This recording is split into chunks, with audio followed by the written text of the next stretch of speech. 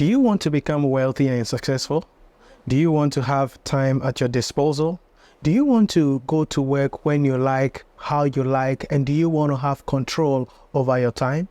Then you have to be an entrepreneur. You have to be your own boss. You need to start your own business because that is the only way you can become successful. This is an absolute nonsense that you must not follow and heed to if truly you want to have a happy life. There are many people who think the only way you can become successful as an individual is for you to become an entrepreneur, is for you to become your boss. But there is a lot that you are not being told. There is a lot that is shrouded in secrecy that you many don't know about, and hence many follow this advice and end up wasting their life and having a lot of experiences that they could have avoided if they had done the right thing. On the podcast today, I want to share with you some key myths of entrepreneurship and how you need to really position yourself if you want to really become an entrepreneur. Now, let me tell you this. Many people think that, yes, although they are being paid to work, it is more sacrifice, it's more work, and they are making other people rich. And if they start their own business and they are putting in the work, they are putting in the effort, they are working late at night, it is theirs, and hence they can become successful. So they sabotage their place of work, thinking that when they become their own boss, they start their own business, then they can give up their best. Now, the fact that you can become a successful entrepreneur is having a probability of 0.001%. In other words, about 99.999% of the populace who start a business cannot build anything significant and will end up actually experiencing a lot of hardship, frustration, and depression, which will affect their peace of mind as individuals.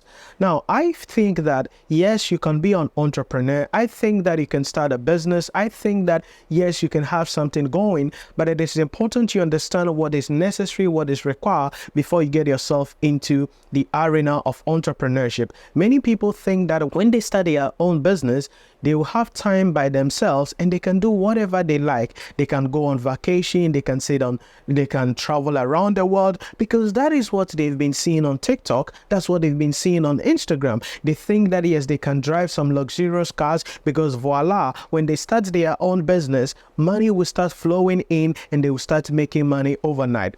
But one thing you need to understand is that that is not the reality on the ground. That is not how people actually become successful. That is not how wealthy and successful people actually become who you see them today. And so I want to share with you a number of things that you need to understand, some myth about entrepreneurship, and provide you with a blueprint and guidance so you can take this as a masterclass on entrepreneurship. And if you find yourself in the 0.001% category, then you will be able to go in there, build a successful business that will stand the test of time. The first myth of entrepreneurship is prepare a business plan. Yes, anybody that you see, probably you are watching this video, you're thinking about starting a business, and one of the things you might have heard is, hey, you need to have a business plan. Yes, although a business plan has its place, it is important you understand that when you are starting the game, it is not about having a business plan. You need a business plan, but not in the format, not in the structure that you think it has to be. Let me give you an example. Every month, I receive hundreds of business plans from people across the globe following me, and they want to pick my brain on the things that they want to do. Some of them are seeking funding for their business, and they present a business plan, and this is a well documented, maybe 12 or 13 page document, and they have all the formats there: executive summary, business profile, directors, founders, markets, and all of those things, their projections and all of those things. Yet it's a beautiful document that you have, but to me, that is absolute nonsense at the end of the day. Listen, if you want to start a business, you need a business plan, but not in that format. Going on Google and copying a pro forma of a business plan and trying to use that as a document to be able to then raise funding, I will say that you are actually smoking something and you will never become successful. The reason why many people start off with a business plan is that they are looking for funding. Now, I'm going to discuss issues about funding in the second point, but one thing you must understand is that having a business plan and approaching investors with a business plan without any proof of concept will just be a waste of time. If you prepare a business plan, well documented, and you send that business plan to an investor and say, hey, listen, this is my idea. I want to do this business. This is my research. This is how I want to do this thing. It's okay. It's well documented, but the investor is not going to give you the money that you are looking for. Why? Because there is no proof of concept. And so there are a lot of things that you need to understand if you want to really start a business and if you want to really go in and build something that is going to be significant. And then later on, you can start the issue about funding. Listen, if you are starting a business from the word go and you are interested in looking for funding, may I suggest to you that may not be the right thing for you to do. May I suggest to you, probably you are not cut out for entrepreneurship. So these are the things that you need to understand. When you approach an investor seeking investment, there are a couple of questions that an investor is going to be asking you. Number one, what is your marketing cost? That is customer acquisition cost. How much will it cost you to acquire customers? Some of you don't even know. You want to go into business, you want to become an entrepreneur, but you don't know what is your customer acquisition cost. You don't even know where your customers are. You don't even know who your customers are. You have no profile your customers. What is your working capital? How much cash are you going to keep on hand? How much trade receivables can you have? How much trade payables should you have? How much inventory should you keep if it is a business that is going to require some inventory at the end of the day? And then how much revenue have you generated? How much is your profit? What is your gross profit margin? What is your EBITDA? What is your net profit margin? These are things that the investors are going to be interested in. So that is why if you want to become an entrepreneur, you want to start a business, and you just bury yourself into preparing that formal document of a business plan and thinking that you can approach an investor and voila, they will give you money, you are smoking. You will never get any money for your idea. Now, it is not that God is not on your side. It is not that people don't like your idea. It is that nobody is willing to bet on any dumb ideas. Because you see, sometimes people just sleep and then wake up and then they dream of something stupid. And then they are like, oh, this is going to sell. And for some reason, their brain and their delusional family and friends will clap for them and say, wow, what a genius idea. Oh, what a nice idea. Boom. They want to become entrepreneurs. Listen, you need to test the concept. Now, there are even marketing experts and business gurus who suggest that if you can sell it before producing it, that is the best thing. But 99.9% of the time, you may not be able to sell it before producing it because of the fact that you're a first-time entrepreneur. Someone like Elon Musk, when Tesla launched their Cybertruck, it was a product idea. They are like, yeah, we want to manufacture this car, bring this car into production, and it's going to change the world. Yes, it was a great car. They launched the idea and they got pre-orders. Hundreds of thousands of people pre-ordered the vehicle. And it took the company about 4 or 5 years before the vehicle actually came out, just early 2024. So that is Elon Musk. Why was it able to convince the market for people to pre-order, pay money, and have to wait for 5 years before the product? Because he has proven himself, because he is a mogul, because he has track record. You don't have any track record. You have not been, you are not even a C-level executive. Again, I am not by this saying that you cannot go into business, but what I'm telling you is that you need a plan. But the plan you need is not the format in which you are talking about. So what are a couple of things you need? Before you jump into the arena of entrepreneurship, wasting your time on preparing that formal document, there are core questions you need to ask yourself if you want to become an entrepreneur. The first one is, what is the size of the market? What is the size of the market? You want to sell condoms? You want to sell sanitary pads? You want to sell gari and beans? You want to sell, or you want to have a laundry business? What is the size of the market? It is very important because, the bigger the size of the market, the better. There are some people who are delusional who will come with the data that, we have analyzed that the size of the market is whatever, $3 billion. And if we get 1% of $3 billion, that is a significant amount of money and we can turn our profit. Please, that is a dream. it is a dream, because if you don't have any track record, you don't have any strategy in place to be able to then get to the market, you may be smoking. Number two, is this something people are willing to pay for? In other words, what is the pain level? Yes, you could identify a problem in the marketplace, but maybe people are not searching for it. Maybe people are not willing to pay for it, because you see, the pain level determines whether there is market for this product. The pain level simply means, is this something that is really making people uncomfortable? So let's say you want to have a laundry business. You want to go into a laundry business and you want to open a laundry business. Okay, it's a nice thing. There is no laundry business in your neighborhood. You've seen one or two of your neighbors driving into their homes with their laundry, and you've seen them. You're like, oh, if I open laundry, these people will start bringing their clothes here. The question you need to ask yourself is this something that people want? Because majority of the people in your community probably will be comfortable washing their own things, because 99.9% of the time they don't know the value of their time and they don't even have anything else to do. So they are better off washing their clothes by themselves. So what is the pain level? Is this something people are willing to buy? That is why you need to prove the concept. You see, you don't have a business idea and you go and tell your mom about it, or you go and tell your friends about it. 99.99% of the time, they're not going to tell you the truth. Your mom or your friends are going to tell you, wow, what a brilliant idea. Yeah. You know, this thing, it can work. No. Your mom, your friends are not the people who are going to buy your product. Your mom, your friends, your dad, they are not the people who are going to buy your product. So you cannot receive an approval from them and by that jump into the arena of entrepreneurship. You're going to be bruised. If you're not careful, you'll be killed. If you're not careful, you will lose the battle. If you're not careful, that is the end of your life. So you don't need to prove your concept with your family, with your friends, or with the people around you. You prove your concept by going into the market. And in this day and age, through social media, you can use various tools to find out whether people are really looking out for this thing that I want to do. And you can have an ad.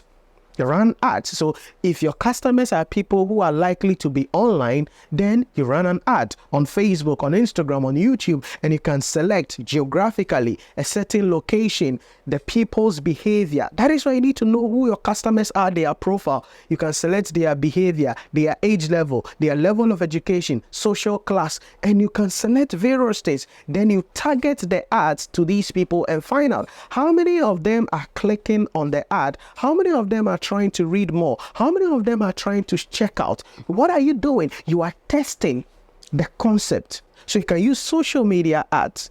Now, if it is something that your potential customers are not likely to be online, maybe it's a B2B business, then probably you need to go to the businesses. And yes, you don't have the product ready, but you can go to the businesses and try to talk to them. Tell them, hey, listen, we see that you are doing this. We have this product that can help you do A, B, and C. And find out how many of those businesses will show interest in what you want to do. That is called testing. That is called proving the concept. Not your mom, not your dad. They will not pay you anything. They will not give you any money. That is how you prove, to find out if really this dream that you are having is actually going to be there. Are people willing to pay for it? This is something that you need to look out for. Then the next thing you need to ask yourself is, who are the major players in the market and what are their strengths and weaknesses? It depends, but there are businesses that you want to go into. You need to identify who are the major players. Are there already businesses in the market offering what you want to offer? What are they good at? What are their weaknesses? Because you have to understand what they are good at and what their weaknesses are. Now, you need to understand this. 99.9% of the time, people are already buying from a certain place. And so you have to be able to then have a proposition which will convince them to stop buying from where they've been buying all this while to come and now buy from you or patronize your product or your service. So it is important you understand who the key players are, what are their strengths, what are their weaknesses. This is something you get busy doing. And for the most part, you don't need money for this. You can do these things yourself. If you have money to employ experts to do it for you, fine. But for the most part, you can do this yourself. Then, why do you think your solution will succeed? Why you? Why now? Why do you think your solution will succeed? What makes your solution different? Like I said, maybe you want to go into laundry business. Okay. Why do you think your laundry business will be successful? Maybe you want to start selling gari and beans somewhere. Why do you think people will come and buy that gari and beans? Maybe you want to open a restaurant somewhere. Why do you think that restaurant is going to be successful? Why you? Why now? And that is the first thing you need to understand. So instead of sitting down and trying to fill pages with absolute nonsense, with things that are full of dream, you want to get yourself busy and practically gather data that will help you to understand what is going on in the marketplace. Because you see, one of the dumbest things I see from the hundreds of business plans we received monthly is that somebody, yes, they have a dream, they have an idea, and they fill all these pages. Then you see cash flow forecast or forecast. Then they have their budget. Oh, in year one, we'll make revenue of this, expenses of this, and this of that. And they have this, and they have everything there. And right from year one, they are making profit. Year two, the profit goes up. Year three, the profit goes up. Year four, the profit goes up. And in some cases, some people will book a session with me, and you can book a session with me at nhyirapremium.com/consultancy, and you can book a session with me, and I will be able to provide you with some guidelines so that you can really find your way to make sure you avoid certain mistakes in your journey. And people will book a session with me. Then I start talking to them. Then I realize that this is somebody who has never started a business before. This is somebody who doesn't know about customer acquisition cost. This is someone who doesn't have a clue about who their customers are. They don't understand production cost. They don't know supply chain. They don't know anything about working capital management. They don't understand trade receivable. They don't know about EBITDA. They don't know about this. And I'm going to talk about another point later on that is about team, because if you don't have to know everything, you can bring someone on board to help you so that you can build what you want to build together generally at the end of the day. But that is the first thing you need to understand. You need a business plan, but not in the format you think. Because if you approach me and come with a business plan and you've never run in a business before, you don't have a clue about business. It's just a dream. You got up and you had a dream like a child and you're just putting things on paper. How do you tell me that in the first year, your sales will be 100,000 Ghana cedi, your cost of sales will be 35,000, your gross profit will be 65,000, your operating expenses will be 30,000, and your net profit will be another 30,000 there. They don't even know about their tax rate. You are an entrepreneur, you don't know, you don't even understand the tax rate in your environment, in your industry, and people are just dreaming. So you need a business plan, but not in the format that you think. The second myth of entrepreneurship is you need finance to start. This is one of the things that really prevents people from starting a business. And they are like, yes, you need money to start. Yes, you need money to start a business, but not in the format that you think it is. Let me tell you, there are two major sources that you can fund your business. Number one is your personal savings. I extrapolate that personal savings a little bit, maybe from your parents, if they have money to assist you, or some friends who believe in you and they are willing to give you money. That's the first one. The second and the best source of funding your business is your customers. Yes, your customers.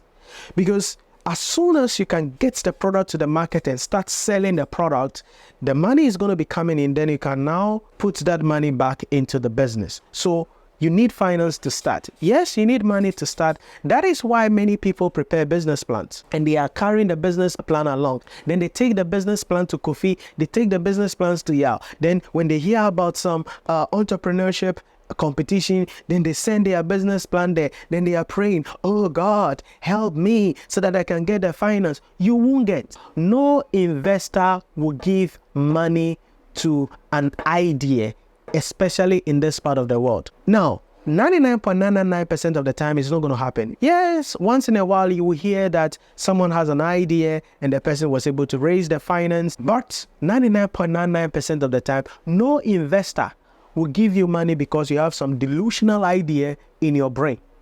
So the first thing you need to do is fund it from your own resources, because you have some money saved in the bank. Why won't you use it on the business if you believe in it? If you believe in your business, why do you have the money saved in the accounts and still looking for some money? So from your own source or from some friends or your family, if they have money and they are really willing to support your dream.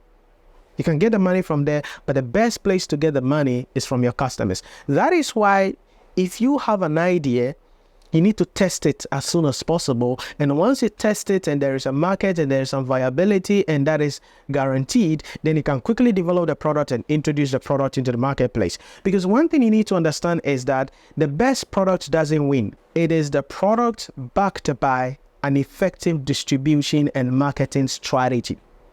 Now, that doesn't mean you don't produce a quality product, but it is not just about quality, because some people also cripple their journey of entrepreneurship and delay the product coming into the market because they want to perfect the product. They want to get everything right before introducing it into the market. Yes, 99.9% of the time, you're not going to get it right. So once you get something going, boom, launch it, market it, and then as we go, you are going to be resolving the issues. As we go, you're going to be resolving the issues. Why do you think your mobile applications that you have on your phones, the mobile applications on your phones, why do you have updates every time? Why are they adding functionalities every time? Because if they had waited to have all the functionalities before launching, they wouldn't have launched. And so they have something that people can use. Then we go. Then as people are using the product, they are going to be giving feedback. Oh, we think if this thing is added, it will help. We think if that thing is added, it will help. We think if this thing is added, it will help. And that is how you begin to improve upon the product. So it is not just about funding. I need money. It is about how do I get the product ready and take it to the market so that my customers can give me the money that I need. Because you cannot start giving out equity or paying a huge amount of interest in the beginning of your business. One of the dumbest things you can do is to borrow money to start a business. Number one, you may not get the money. Okay, number one, you may not get the money. And even if you should get the money, the collateral or the terms and conditions surrounding it, the covenants attached to the loan, you may not be able to fulfill it. So go with your guts. If you believe in it, use your money, go at your own pace, small, get the product to the market, and as you begin to sell, reinvest the money into the business. That is the second thing that you need to understand. Third myth of entrepreneurship is you must be your own boss. Listen to me. Entrepreneurship is not about being your own boss. Entrepreneurship is not about calling yourself, I'm a CEO, I'm the founder, and this. One of the dumbest things I see today online is you see somebody opens a salon somewhere, open a boutique somewhere, and then they are calling themselves in their bio, or they are calling themselves co-founder and CEO of this salon on this. And you see, they realize that you are employing one person, two people. You're calling yourself a CEO.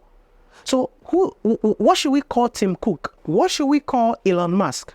What should we call Mark Zuckerberg? What should we call Dangote? What should we call these people? Entrepreneurship has nothing to do with being your own boss. There is only one reason why you want to become an entrepreneur. Entrepreneurship is about finding a need in the marketplace, providing a solution to that need, and getting paid for it. That's all. It has nothing to do with having free time. It has nothing to do with flying around. That is not entrepreneurship. So for those of you who think that you can start a business and you will be your own boss and that is what you want to wake up when you want to wake up, you want to sleep when you want to sleep, may I suggest to you, when you start your business from the first to the fifth year, you may not enjoy life. If you should start a business today, for the first 5 years, you may not enjoy life because you have to work on the business 24/7. Now you are working for somebody and all you think about is your department, your function. There is something you're supposed to do. So you get up, come to work, and that's all you are interested in. When you become an entrepreneur, when you start your own business, you have to think about everything, the funding, the operations, the technology, everything. You have to be thinking about it. So for those of you who think entrepreneurship is about being your own boss, may I suggest to you, you may be smoking something, but I don't know what the heck you're smoking, but you need to come off that and be real, because entrepreneurship has nothing to do with being your own boss. Instead, it is about providing a need to the marketplace and getting paid for it. That's all. So you want to go into business? You want to become an entrepreneur? You want to become somebody who is going to build something successful? It's not about being a boss. It's about providing solution to the market. It's about meeting the need of the people. It's about providing something in the market that is distinguished from what is currently being provided, so that people will come and you can impact their lives, and in return be paid for it so you can achieve your goals. And the last myth of entrepreneurship that I want to share with you is you must be self-made. Listen, nobody is self-made. Yeah, you can read online self-made billionaires, self-made millionaires. All those are just absolute nonsense. Nobody is self-made. Everyone needs a team. You cannot build any business on your own. Listen, there is a lot that goes into building a business. You cannot be the one doing the marketing. You cannot be the one doing packaging. You cannot be the one doing production. You cannot be the one doing procurement. You cannot be the only person doing accounting, doing tax, doing the loans, doing the bank transactions. You cannot be the only person doing it. That's why you need a team. And so that is why, if you really want to build a business, one of the things that you can do is to get a co-founder or a partner to start the thing with you. It's very important. You need to start bringing people. You need to build a team that will help you in order for you to build the business that you want to build. You cannot do it on your own. It's going to take time. And that is why you need to learn about emotional intelligence. That is why you need to learn about leadership. That is why you need to learn about human relationship and how to deal with humans. Because the same way you misbehaved when you were an employee, when you start a business and you have employees, some people will misbehave that way. How do you handle them? How do you motivate people? How do you convince them that, hey, listen, work for this company is going to grow and we're going to become successful? How do you convince them to not leave your company and go to another company where they're going to be paid better, they're going to be provided with other benefits which you cannot provide them now because of the size, because of the revenue, because of where you are as an organization? How do you close them to stay with you? How do you convince them to stay with you? You need to learn about all of these things. But if you want to be an entrepreneur, you need a team. Nobody becomes successful by themselves. Check it. You need a team. Somebody must be responsible for IT. Someone should be responsible for operations. Someone should be responsible for finance and taxes. Someone should be responsible for trade receivable, trade payables. Someone should be responsible for your social media. Someone should be responsible for content. There has to be a team around you. So you want to be an entrepreneur? You need a business plan, but not in the format you think there is. You want to be an entrepreneur? You need finance, but not in the form you think it is. You want to be an entrepreneur? It is not about being your own boss. It's about providing solution to the market. You want to be an entrepreneur? It is not about being self-made. It is about having the right people around you who can help you in order for you to become successful. These are what I refer to as the myth of entrepreneurship. And if you want to go into business, these are a couple of things that I want you to really think about. So don't just jump. Don't just resign and say, hey, I want to be an entrepreneur. Before you resign, make sure that you have really looked at all of these things. And there are other things that I've not mentioned. The risk, the stress involved in being an entrepreneur, involved in starting your own business, involved in being the one now in the driving seat. It's a lot. So I want you to sit down, and if you can do it, go for it.